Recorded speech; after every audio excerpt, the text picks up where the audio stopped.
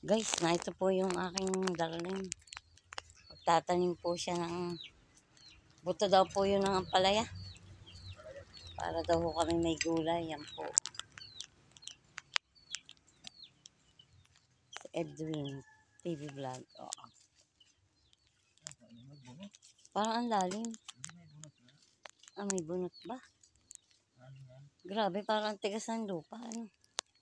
Ito po yung likod ng bahay namin, guys. Ayan po, nagpausok po sa Ate Bita.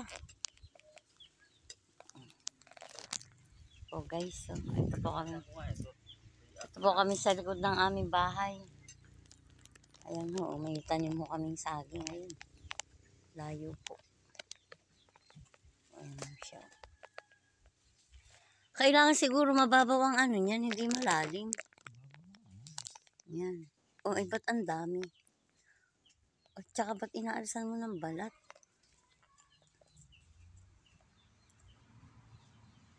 Ay, ganun yun. Hindi kasi nung ano. Kumain ka ng kawayan, hoy. Tandaan mo siya. Oo, para alam mo kung saan siya nakatanim. Di ba ganun yun? Tapos gagawa ka ng gapangan, ng ampalaya. Oh, may tanim pa pala kami sili, oh. Ayun po, oh. Ito po yung aming likuran ng aming house. So, ayun po yung aming kitchen. Kawayan lang po yan po yung dirty kitchen. Tsaka po yung kakao po na. Uy, kaya mo nga yung kakao. Sarap na, no? Okay, kaya mo yung kakao.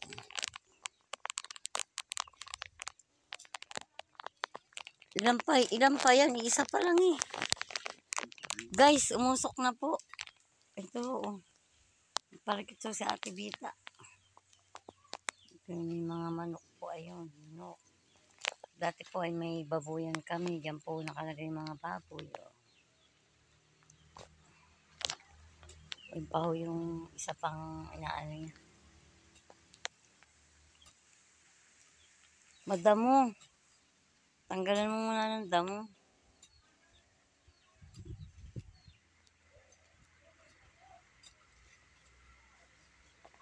Ito po yung kapitbahay namin. Ano po.